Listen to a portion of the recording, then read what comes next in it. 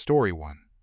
I've been a firefighter with the Metro Fire Department for 8 years now. Started right after completing my fire academy training, and I've never regretted choosing this career. There's something deeply satisfying about helping people during their worst moments, and knowing that your actions can save lives and property. Our station covers a busy residential area with a mix of older homes and new developments. We respond to everything from kitchen fires to major structure blazes, and every call requires quick thinking and teamwork. The most important thing we learn in training is that every second counts during a fire emergency. Delays can mean the difference between saving a home and watching it burn to the ground. Last Thursday afternoon, our alarm went off for a house fire on Maple Street. The call came in around 3:30, right during rush hour when traffic was starting to build up in the residential neighborhoods. Dispatch, Engine 12, house fire at 425 Maple Street. Neighbors report heavy smoke and flames visible from the back of the house. Captain, copy that. Engine 12 responding. We were at the scene within 4 minutes, which is excellent response time for our district. As we turned onto Maple Street, I could see thick black smoke billowing from behind a 2-story colonial house. The fire appeared to have started in the backyard and was spreading to the rear of the home. Our captain immediately began sizing up the situation, while our driver positioned the truck for optimal access to the fire hydrant and the burning structure. In situations like this, truck placement is critical. We need access to water, clear paths for our hoses, and room for additional emergency vehicles. The house was in the middle of a residential block with narrow driveways and limited street parking. Our truck was positioned partially blocking the driveway of the house next door, but this was standard procedure to ensure we had the best angle to fight the fire. We immediately began setting up our equipment and running hose lines toward the burning house. The homeowners were standing safely across the street with their 2 young children, watching their home burn while we worked to contain the blaze. That's when I heard shouting coming from behind our truck. "Karen, excuse me, you need to move this truck right now." I looked over to see a middle-aged woman in business attire standing next to a luxury sedan, pointing angrily at our fire engine. "Me, ma'am, we're fighting a fire here. You need to stay back for your safety." "Karen, I don't care about the fire. Your truck is blocking my driveway, and I need to get out." I couldn't believe what I was hearing. There was an active house fire with flames visible, and this woman was complaining about her driveway access. "Me, ma'am, we're in the middle of an emergency. The truck needs to stay where it is." "Karen, emergency or not, you can't block private driveways. I have somewhere important to be." "Captain, what's the problem over there?" "Me, neighbor complaining about truck placement." "Captain, tell her to wait. This takes priority." I turned back to Karen, who was becoming increasingly agitated. "Me, ma'am, we'll move the truck as soon as we finish dealing with this fire." "Karen, as soon as you finish? That could take hours. I have a dinner reservation at 5 o'clock. "Me, your dinner reservation is not more important than saving your neighbor's house." "Karen, says who? They're poor planning with candles or whatever caused this mess. I shouldn't have to suffer because of their carelessness." The homeowner's wife heard Karen's comment and looked shocked. Homeowner's wife, carelessness. A tree branch fell on our power line. "Karen, whatever caused it, it's not my problem. I need access to my driveway immediately." I had to focus on the fire suppression, but Karen's shouting was becoming a distraction. Other neighbors were staring at her behavior in disbelief. "Captain, is she still causing problems?" "Me, she wants us to move the truck so she can get to her dinner reservation." "Captain, her dinner reservation, while the house next door is burning." Karen overheard our conversation. "Karen, yes, my dinner reservation. I made it weeks ago, and I'm not going to be late because you people don't know how to park properly." "Captain, ma'am, this is an active fire scene. Our truck placement is necessary for emergency operations." "Karen, I don't care about your operations. Find somewhere else to park that doesn't inconvenience paying taxpayers." That's when she did something that made the situation much worse. She got into her car and started honking the horn continuously. Honk, honk, honk. The constant noise was interfering with our radio communications and making it difficult to coordinate our firefighting efforts. Captain, radio to all units. We have civilian interference creating noise disruption. Honk, honk, honk. Karen, I'm not stopping until you move this truck. The homeowner came over to try reasoning with her. Homeowner, please stop honking. They're trying to save our house. Karen, they can save your house without blocking my driveway. Honk, honk, honk. Homeowner, ma'am, we have children who are already scared. Your honking is making this worse. Karen, your house fire is making this worse. I shouldn't have to deal with this chaos. Honk, honk, honk. Captain, call police for interference with emergency operations. Me, copy that, Captain. I radioed for police assistance while trying to focus on controlling the fire. The constant honking was making communication nearly impossible. Honk, honk, honk. Police officer, this is Unit 15. What's the nature of the interference? Me, neighbor blocking our truck with her vehicle and honking continuously. Claims we're blocking her driveway. Police officer, during an active fire.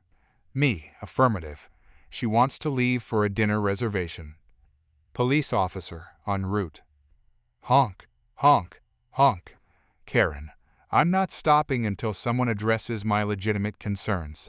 Other neighbors were getting angry at Karen's behavior. Neighbor, lady, shut up. Let them do their job. Karen, don't tell me to shut up. I have rights as a property owner. Honk, honk, honk. Another neighbor, your rights don't include interfering with firefighters. Karen, I'm not interfering. I'm demanding reasonable accommodation. Honk, honk, honk. The police officer arrived just as we were getting the fire under control. The damage to the house was significant, but not total, thanks to our quick response and aggressive interior attack.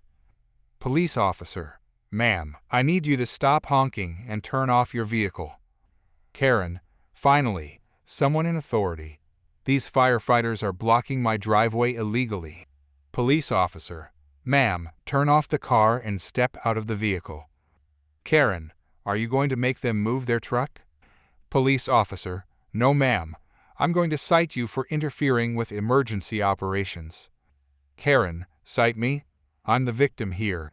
They're the ones blocking private property. Police officer, during emergency operations, firefighters have the right to position equipment wherever necessary. Karen, that's ridiculous. What about property owners' rights? Police officer, your property rights don't supersede emergency response protocols. The fire was now under control, and we were beginning overhaul operations to ensure no hidden embers remained. Captain, great work, everyone. We saved about 60% of the structure. Meanwhile, Karen was arguing with the police officer about the fairness of emergency vehicle placement laws. Karen, this is government overreach. Private driveways should be protected from emergency vehicle intrusion. Police officer, ma'am, you're being cited for interference with emergency services and creating a public disturbance. Karen, public disturbance? I was trying to get to an important dinner. Police officer, your dinner plans don't justify interfering with firefighting operations. The homeowner and his family came over to thank us for saving their house. Homeowner, we can't thank you enough. We thought we were going to lose everything. Me, that's what we're here for. Sorry about your neighbor's behavior. Homeowner, don't apologize for her. We're just grateful you didn't let her stop you from doing your job. Karen received a $500 fine for interfering with emergency operations and was warned that future incidents could result in arrest. Karen, $500? For wanting access to my own driveway? Police officer, for interfering with firefighters trying to save someone's home. Karen, this is completely unfair. I'm calling my lawyer. Police officer, that's your right, ma'am. As we packed up our equipment, Other neighbors approached Karen to express their disgust with her behavior. "Neighbor, I can't believe you tried to stop them from fighting a fire for your dinner reservation." Karen, "You don't understand the importance of punctuality." Another neighbor, "And you don't understand the importance of letting firefighters do their job." We moved our truck once all equipment was secured and the scene was safe. Karen immediately backed out of her driveway and sped off, probably late for her precious dinner reservation. The next day, the local newspaper ran a story about the fire with a sidebar about Karen's interference. The headline read, "Woman fined for honking at firefighters during house fire." Karen tried to dispute the citation, but the judge upheld the fine and added community service hours at the fire station. Judge, perhaps working with firefighters will help you understand the importance of emergency response operations.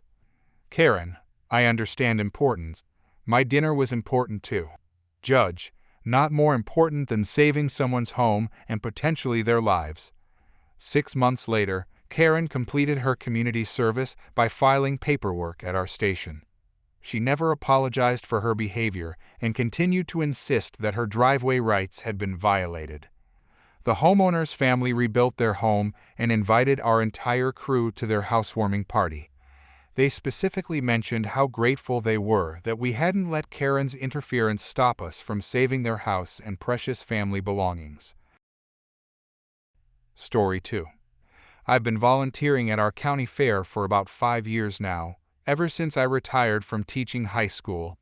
The fair committee needed help organizing the various contests and activities, and it gives me something fun to do during the summer. Plus, I love seeing kids get excited about winning ribbons for their projects or competing in the different events. My main job is coordinating the eating contest: pie eating, hot dog eating, watermelon seed spitting, that sort of thing. They're always popular with families, and the kids especially love getting messy during the pie eating contest. It's pretty straightforward work. Register participants, explain the rules, and hand out ribbons to the winners. Saturday afternoon was our annual youth pie eating contest for kids 12 and under. We had about 15 kids signed up, and they were all excited and covered in flour from head to toe by the time we finished. The winner was this sweet 8-year-old girl who managed to finish her entire pie in under 3 minutes. I was up on the small stage we use for announcements, getting ready to present the first, second, and third place ribbons, when this woman came pushing through the crowd with a boy who looked to be around 10 years old. "Karen, excuse me, you forgot my son." "Me, I'm sorry, what do you mean?" "Karen, my son should get a ribbon too. He was watching the whole contest." "Me, ma'am, only the children who actually participated in the contest are eligible for ribbons." "Did your son compete?" "Karen, he didn't need to compete. Anyone could see he would have won easily." I looked down at her son, who was tugging on her sleeve and looked like he wanted to disappear into the ground. "Me, I'm sorry, but ribbons are only for the participants who actually ate the pies. If he wants to compete, we have another contest next weekend." "Karen, that's not fair. He didn't compete because the other kids looked so pathetic. He didn't want to embarrass them." The kids who had actually competed were still on stage waiting for their ribbons, and I could see they were starting to look confused and upset. "Me, ma'am, I understand you're proud of your son, but I can't give ribbons to children who didn't participate." "Karen, then make him an honorary winner. He clearly has the best technique." "Me, what technique? He didn't eat any pie." "Karen, look at his face. He has perfect pie eating form." Her son wasn't even messy. All the kids who actually competed were covered in blueberry filling and whipped cream. "Son, Mom, can we please just go?" "Karen, no, you deserve recognition for your superior abilities." "Me, ma'am, there's no such thing as an honorary winner in a pie-eating contest. The winners are determined by who finishes their pie first." "Karen, that's discrimination. You're favoring those other kids because my son is too advanced for this competition." At this point, the actual winners were getting restless, and parents in the crowd were starting to murmur about the delay. "Me, I'm going to present the ribbons to the children who earned them now." Karen, wait. I demand you give my son a trophy. She actually pulled out a small trophy from her purse. Apparently, she had come prepared for this scenario. Me, ma'am, I cannot and will not give your son an award for a contest he didn't enter. Karen, fine, I'll do it myself. Before I could stop her, she climbed up onto the stage and started walking toward the microphone. Karen, attention everyone. I'd like to present this trophy to my son for his excellent pie-eating potential. Me, ma'am, you need to get off the stage immediately. Karen, my son is the real winner here. He chose not to compete because he's too mature for this childish contest.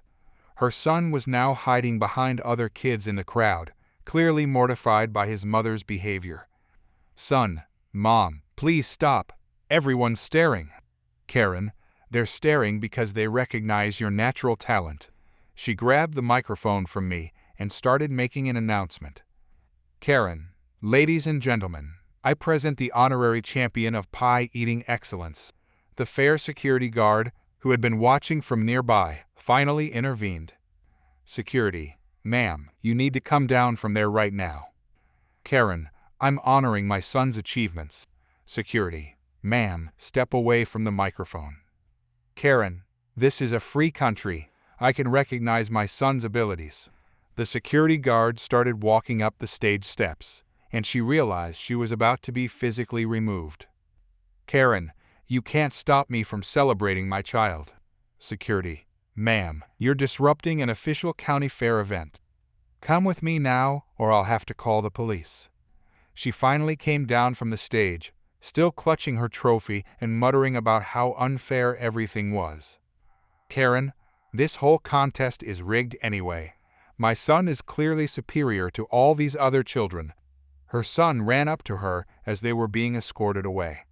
Son, Mom, you're embarrassing me. I didn't even want to do the contest. Karen, you're just too good for this level of competition, sweetie. Son, no, I just don't like pie. I told you that.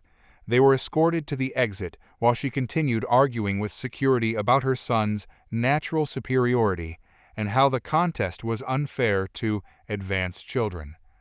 I finally got to present the actual ribbons to the kids who had earned them. The little girl who won first place asked me if the boy was going to get in trouble for his mom's behavior. Winner, is he okay? His mom seemed really upset. Me, he'll be fine, sweetheart. Some parents just get a little too excited sometimes. Winner, my mom says I did good, but she didn't try to steal the microphone. Me, your mom sounds very wise. I heard later from other volunteers that the woman tried to complain to the fair organizers about discrimination against gifted children. Apparently, she demanded they create a special category for kids who were too advanced to compete with regular children. The fair committee politely declined her suggestion. Her son, meanwhile, was spotted later that day happily participating in the ring toss game with other kids his age, finally able to enjoy the fair without his mother creating drama. Story 3. I'm a driving instructor at Safe Driving Academy, and I've been teaching teenagers how to drive for 12 years. My job involves sitting in a car with nervous 16-year-olds as they learn basic driving skills. It requires infinite patience and strong nerves, but seeing kids gain confidence behind the wheel makes it worthwhile. This incident happened on a Tuesday afternoon while I was working with one of my regular students. She was a careful, responsible kid who had been taking lessons for about 6 weeks. We were practicing parallel parking on a quiet residential street when everything went wrong. My student had just successfully completed a parallel parking maneuver and was sitting in the parked position with the car in park and the engine running. We were reviewing what she had done well when I heard the screech of tires behind us. A silver SUV slammed into the back of our clearly marked driving school car at what felt like 30 miles per hour. The impact was so hard it pushed our car forward several feet and triggered both airbags. Instructor, are you okay? Don't move until we make sure you're not injured. Student, I think I'm okay, but my neck hurts a little.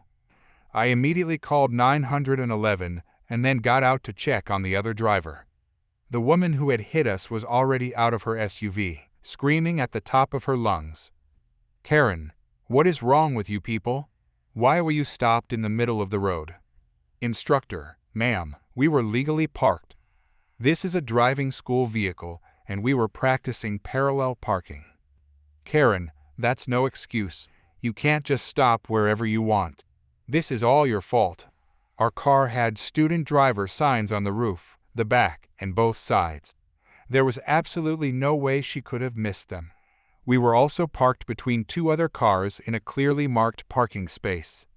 The student got out of the car, visibly shaken and holding her neck. Karen, and you, what kind of idiot stops in traffic? Don't they teach you anything in driving school? Student, we weren't in traffic. We were parked. Karen, don't give me excuses.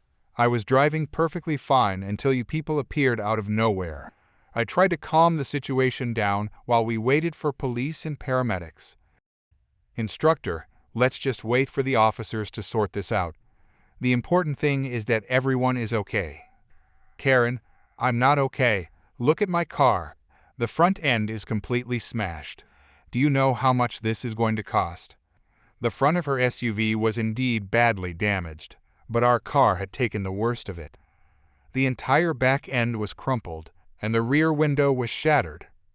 When the police arrived, Karen immediately launched into her version of events. Karen, officer, these people stopped right in front of me without warning. I couldn't avoid hitting them. The student driver obviously doesn't know what she's doing. Police officer, ma'am, can you slow down and tell me exactly what happened? Karen, I was driving down this street, minding my own business, when this driving school car suddenly stopped right in front of me. There was no time to brake. Police officer, were they moving when you hit them? Karen, they must have been. People don't just stop in the middle of the street for no reason. I explained to the officer that we had been parked for several minutes practicing parallel parking. The officer examined the scene and noted that we were clearly in a legal parking space between two other vehicles. Police officer, ma'am, this vehicle is parked in a designated parking space. The damage pattern shows you rear-ended a stationary vehicle. Karen, that's impossible. They were moving when I hit them. Ask anyone. There weren't any other witnesses, but the officer's investigation clearly showed that we had been hit while parked. The damage to both vehicles supported this conclusion. That's when I remembered our dashcam. All driving school vehicles are equipped with cameras that record both the road ahead and the interior of the car for safety and training purposes. Instructor, officer, we have dashcam footage of the entire incident. Karen's face went pale when she heard about the camera. Karen, dashcams can be edited. You can't trust that footage. We reviewed the footage on the spot. It clearly showed our car sitting motionless in the parking space for over 3 minutes before impact. You could even hear us having a conversation about the parallel parking technique. More importantly, the rear-facing camera showed Karen's SUV approaching at high speed. Through her windshield, you could clearly see her looking down at her phone instead of watching the road. Police officer, ma'am, this footage shows you were using your mobile device while driving and failed to notice the parked vehicle ahead of you. Karen, I wasn't texting, I was checking my GPS. That's completely different. Police officer, using any handheld device while driving is illegal in this state. The officer issued Karen citations for distracted driving, following too closely, and failure to maintain control of her vehicle. He also noted in his report that she had been using her phone at the time of the accident. Karen, this is ridiculous. I'm a safe driver. I've never had an accident before. This is discrimination against normal drivers. The paramedics checked both my student and me for injuries. My student had minor whiplash and was taken to the hospital as a precaution. I had a mild concussion from the impact. Karen kept arguing with everyone at the scene, insisting that we had somehow caused the accident by existing in her path of travel. Karen, if driving schools are going to use public roads, they need to put up better warning signs. How was I supposed to know they were going to stop? Police officer, Ma'am, the vehicle has student driver signs on all four sides and was parked in a legal parking space.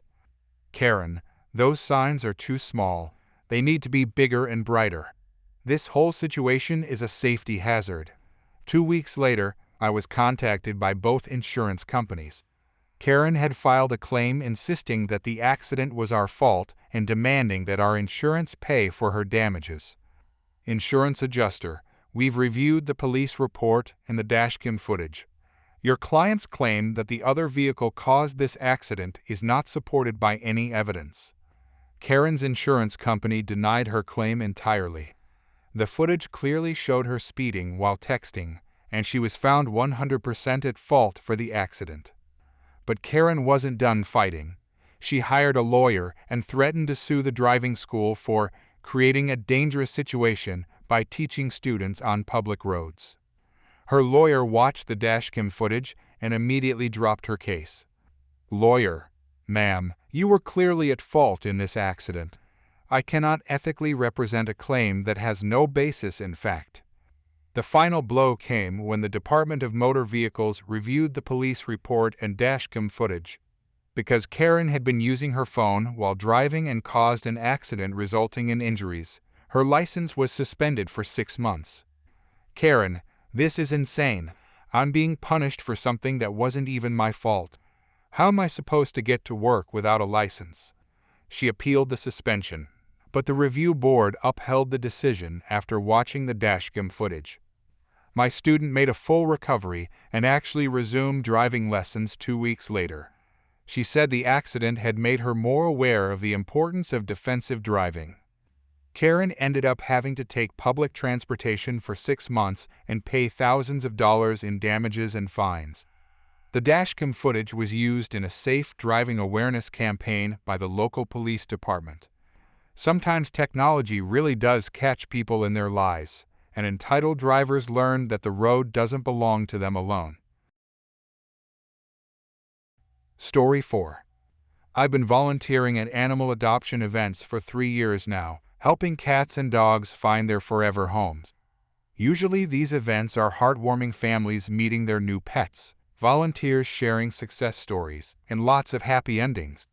But last Saturday's event at the community center turned into complete chaos thanks to one woman and her delusional ideas about her cat. The event was going perfectly. We had about 20 cats and 15 dogs available for adoption, all in their designated areas with volunteer handlers. Families were walking around, meeting different animals, and several adoption applications were already being filled out. That's when she arrived. This woman walked in carrying a large orange tabby cat and headed straight for our volunteer coordinator's table. The cat looked normal enough, though he seemed stressed by all the noise and activity. Karen, I need to speak to whoever's in charge. My cat Princess needs to be registered as your service leader for today's event. Coordinator, I'm sorry, what do you mean by service leader? Karen, Princess is an alpha feline with natural leadership abilities. He should be given a speaking opportunity to address the other animals and help with adoptions. I stopped organizing adoption papers and looked over. Did she just say her cat needed a speaking opportunity? Coordinator, ma'am, we don't have speaking opportunities for animals at our adoption events. Karen, that's discrimination against alpha personalities. Princess has successfully mediated conflicts between neighborhood cats for years. Coordinator, ma'am, these are adoption events where people meet animals they might want to take home. We don't have animal leadership programs. Karen, this is exactly the kind of close-minded thinking that holds back animal society. Princess could revolutionize how you run these events. Ma'am, is Princess available for adoption today? Karen, absolutely not. He's here in a consulting capacity. He needs to evaluate these other animals and provide guidance. The coordinator and I exchanged glances. This woman was completely serious about her cat being some kind of animal consultant. Coordinator, ma'am, only animals available for adoption are allowed in the adoption areas. If Princess isn't being adopted, he'll need to stay in the observation area. Karen, that's outrageous. You're wasting Princess's talents. he could increase your adoption rates by 200%. Coordinator, how exactly would your cat increase adoption rates? Karen, he has a natural ability to sense which animals and families are compatible. He's never been wrong about a match. A family with 2 young children had stopped to listen to this conversation, looking confused about whether this was some kind of special program. Father, excuse me, is there really a cat that helps with adoptions? Karen, yes, Princess is highly trained in animal psychology. He should be your first consultation. Coordinator, sir, there's no such program. This woman brought her personal cat and wants him to evaluate the other animals. Mother, oh, that's unusual. Karen, it's not unusual, it's progressive. You people just don't understand advanced animal intelligence. The family quickly moved away to look at the actual adoptable animals. Karen was getting more agitated by the minute. Karen, fine. If you won't give Princess an official role, he'll demonstrate his abilities on his own. Before anyone could stop her, she opened the carrier and let her cat loose in the adoption area. Coordinator, ma'am, you can't do that. Princess immediately bolted toward the cat enclosures, hissing and yowling. The adoptable cats started getting agitated, several of them hissing back. Within seconds, the entire cat section was in chaos. Princess jumped into one of the enclosures, causing 3 adoptable cats to panic and try to escape. Volunteers were scrambling to contain the situation while families with children backed away from the commotion. Karen, see? He's establishing dominance. This is exactly what I was talking about. Me, ma'am, your cat is terrorizing the other animals. Karen, he's not terrorizing them. He's organizing them into a proper hierarchy. One of the adoptable cats managed to escape its enclosure and ran toward the dog area. A small terrier started barking, which set off several other dogs. The noise level in the community center became deafening. Coordinator, everyone stay calm. Volunteers, please help contain the animals. It took 5 volunteers and 15 minutes to catch Princess and get all the other animals back where they belonged. Several potential adopter families left during the chaos, and at least 3 cats were too stressed to interact with visitors for the rest of the day.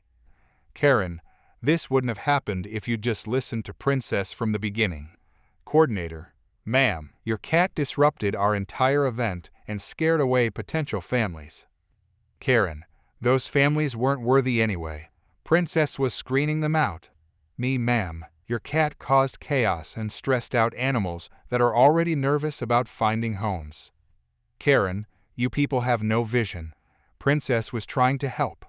Coordinator, ma'am, I'm going to have to ask you to leave with your cat immediately. Karen, this is discrimination against superior animal intelligence.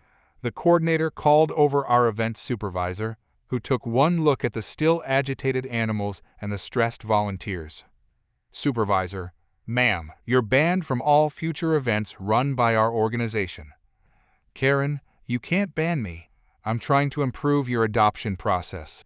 Supervisor, you released an unvaccinated, non-registered animal into our adoption area without permission. That's a liability issue and against health regulations. Karen, Princess has all his shots. Supervisor, do you have documentation?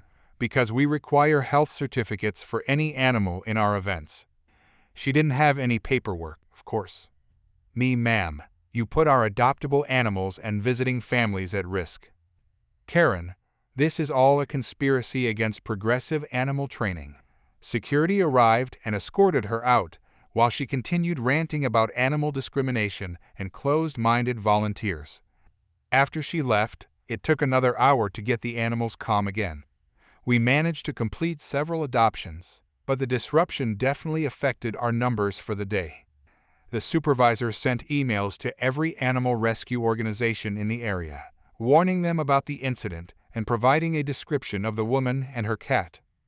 2 weeks later, we heard she'd tried the same thing at 3 other adoption events across the county, each time claiming her cat was a service leader or adoption consultant. She was banned from all of them. The whole experience taught us to be more specific in our event guidelines about outside animals and to have better security protocols for disruptive visitors. Story 5. I work as a customer service representative at IKEA, and I've been dealing with returns and exchanges for about 4 years now. Working retail means you see all kinds of customer behavior, but most people are pretty reasonable when they need to return something, even when the lines get long during busy weekends. Our store gets extremely crowded on Saturdays, especially during back-to-school season when everyone is buying furniture for dorm rooms and apartments. The return line can sometimes stretch for 30 or 40 people, but we move through it as quickly as possible while still checking receipts and inspecting returned items properly. Last Saturday was one of our busiest days of the year. The return line was wrapped around half the customer service area, and wait times were running about 45 minutes. Most customers were patient, chatting with each other or browsing on their phones while they waited. About halfway through my shift, I noticed this woman near the back of the line getting increasingly agitated. She kept checking her watch, sighing loudly, and making comments about how long everything was taking. "Karen, this is ridiculous. I've been standing here for 20 minutes already." The customer in front of her politely pointed out that the line was clearly marked with estimated wait times, and that busy Saturdays always take longer. "Customer, the sign says 45 minutes, and we've only been here about 15 minutes so far." "Karen, I don't have time for this. I have important things to do." I watched Karen pace back and forth, clearly looking for some way to skip ahead. She approached several customers, asking if she could go in front of them because she only had one small item, but everyone declined since they'd all been waiting patiently. About 10 minutes later, Karen suddenly grabbed her chest and started breathing heavily. "Karen, oh no, I'm feeling dizzy. I think I'm going to faint." She stumbled around dramatically for a few seconds, then collapsed to the floor in what looked like a very theatrical fainting spell. Several customers immediately rushed to help her. "Customer, someone call 911. This lady just fainted." I radioed for our first aid team and started making my way over to check on her. But before I could get there, another customer was already kneeling next to Karen. "Nurse, I'm a nurse. Let me check her vitals." The nurse, who was off duty and shopping with her family, immediately started examining Karen. She checked her pulse, looked at her eyes, and observed her breathing pattern. "Nurse, ma'am, can you hear me? What's your name?" Karen kept her eyes closed and didn't respond, still playing unconscious. But the nurse wasn't buying it. "Nurse, her pulse is completely normal, her breathing is controlled, and her color is fine. Ma'am, I know you can hear me." The nurse spoke louder so everyone around could hear. "Nurse, this woman is faking. Her vitals are perfect, and I can see her eyes moving under her eyelids. She's completely conscious." Karen's eyes suddenly snapped open, and she sat up quickly. "Karen, how dare you? I have a medical condition." "Nurse, what medical condition causes you to faint with perfect vital signs and then immediately recover when called out?" By now, a crowd had gathered, and several people were recording the incident on their phones. Karen realized she'd been caught but wasn't ready to give up. "Karen, I have low blood sugar. You don't know what you're talking about." "Nurse, ma'am, I'm a registered nurse with 15 years of experience. Low blood sugar doesn't cause someone to fake unconsciousness while maintaining normal pulse and breathing." The security team arrived and helped Karen to her feet. She was clearly embarrassed but still trying to maintain her story. "Karen, I need to go to the front of the line. I'm having a medical emergency." "Security guard, ma'am, the nurse has determined that you're not experiencing any medical issues." "Karen, she's not a real nurse. I demand to be taken to the return counter immediately." That's when our manager stepped in. "Manager, ma'am, we have security cameras that recorded this entire incident. You'll need to go to the back of the line like everyone else." "Karen, this is discrimination. I'm calling corporate." The crowd that had gathered was not sympathetic. Several people started commenting about how she'd wasted everyone's time and disrespected people with real medical conditions. "Customer, That's disgusting. My grandmother actually has fainting spells, and you're making a joke of it." Karen stormed out of the store without making her return, but the damage was already done. Multiple people had recorded the incident, and by that evening, videos of Karen's fake fainting spell were spreading on social media. The videos went viral within a couple of days, with hundreds of thousands of views and thousands of comments calling out her behavior. Someone even identified her from the footage and posted her full name online. Our corporate office reached out to our store after seeing the viral videos.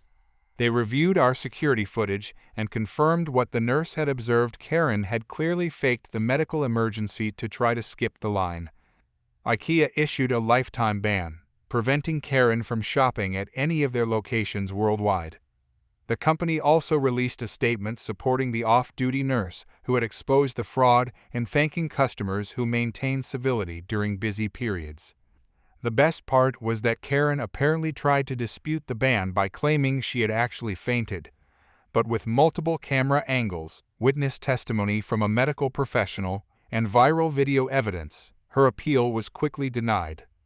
Sometimes I wonder if Karen ever got her return processed somewhere else, or if she learned that trying to fake medical emergencies just to skip a line isn't worth the consequences.